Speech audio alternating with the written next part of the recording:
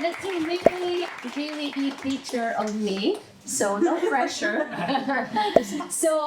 Very nice to be here with all of you. My name is Rita, and I am a strategic learning partner manager at Sana. And before joining Sana, I was the global head of learning at Klarna.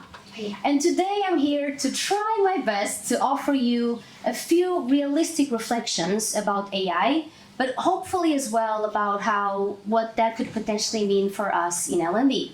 And I want you to think, how many of you have heard the hype about AI? You can raise your hand. Yes, I have heard the hype as well. That's the title of today's session, by the way. And I can tell you for sure that the hype is absolutely real. There's no going around it. And the truth is that just looking at the numbers, by 2025, AI investment is expected to reach $200 billion. Not only that, AI market size is expected to reach $400 billion by 2027. Realistically, we are in a new paradigm. However, this paradigm is very much polarized. On one side of the coin, you have people who think AI is the global ticket for a futuristic utopia, while on the other side of the coin, you have people who think it's the beginning of the end. And obviously, the media loves this because it drives engagement and it drives a lot of clicks, right? But I'm here to tell you that, honestly, try not to think a lot about it. Why? Because this hype is actually extremely distracting. Why? We should be talking about other issues that honestly are affecting us now in AI, like labor conditions, what it will mean for our workforce, right? Or biases, or even inequality, right? So we should actually be really thinking about that.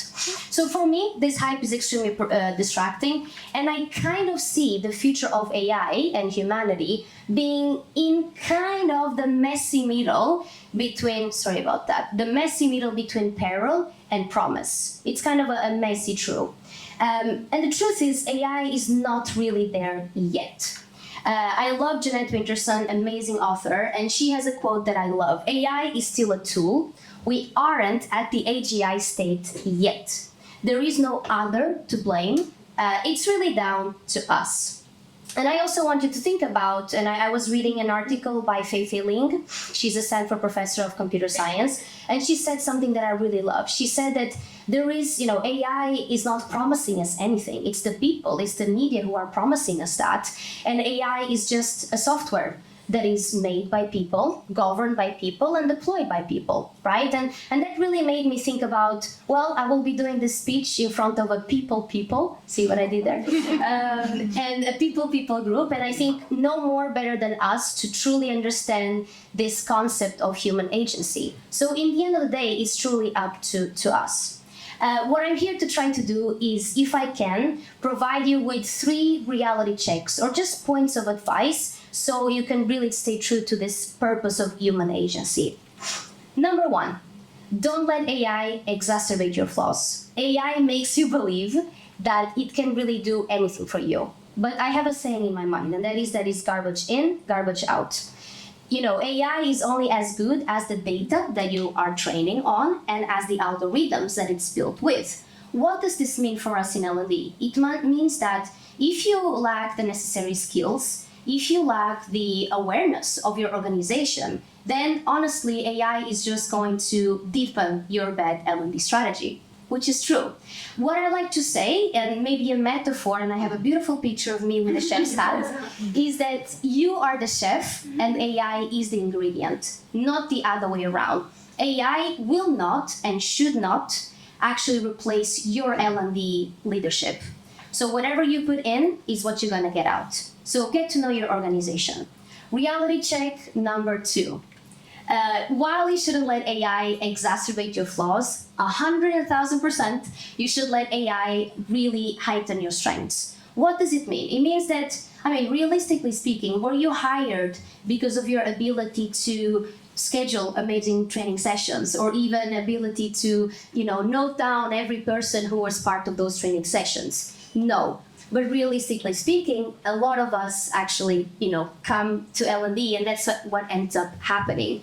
And I think in the end of the day, I like to believe that you, I, all of us in this room here were hired because, and that's another picture of me, you were hired because of your ability to solve people problems, your ability to enhance and to accelerate business performance. So in the end of the day, I want you to take a step back and think about, what is it about my schedule? Go to your past month's schedule, note down all the repetitive tasks that you had to do, and start delegating. Because the truth is, there is something that AI does better than us, and that is admin tasks. So really take a step back and think about that, because in the end of the day, if you're not spending your time getting to know your organization and focusing on business performance, you're not doing your job, right? So use AI to really get that job done.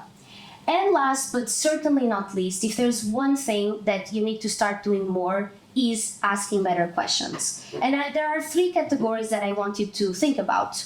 Number 1, I want you to think about asking questions to the AI, prompting. Prompting will by far become one of the most important skills for us as L&D leaders. So if you haven't started researching that yet, you need to do it now.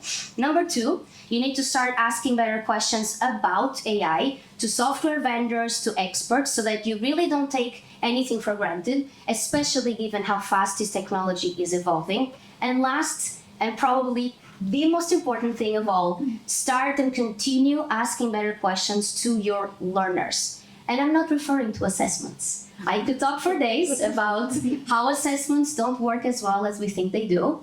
I am truly talking about going to your business, talking to your learners about what is it you're struggling on an everyday basis, what is the context of your job, and what is it that what's the gap for you to achieve what you need to achieve at the end of the day. And once you get that, you can think about AI. You can say, okay, maybe I can utilize AI based on the context that I got from them, or you can even help them navigate this new AI augmented reality with them as well, because I'm sure they may be scared as well about it. So that's kind of the 3 ways that I really want you to think about, starting asking better questions. And I think I just want to finish with this quote, and I think you probably have seen this before from Alvin Toffler. For me, this has never been as real and relevant and that it is now based on the AI augmented reality we are facing. The illiterate of the 21st century will not be those who cannot read or write, but those who cannot learn, unlearn, and relearn. The truth is that if you haven't started looking about AI, I'm sorry to say, but most likely your business and even you as an L&D leader may be left behind. The time to do it is now. The good news is that, as Fei-Fei Ling, the Stanford professor, said, AI is a piece of software. It is built, it is deployed, and governed by people. And in the end of the day, I truly believe that AI is not going to be a zero-sum game. I don't think it's going to be about humans versus machine or, paradise versus hell. I really deeply believe AI is going to be almost like having an Albert Einstein in your living room, literally helping and just making your job times 1,000 better and more scalable. So I'm inviting you to, take a step back, understand how this technology and this revolution can shape not only the working world of you as an L&D person, but the people around us. So thank you.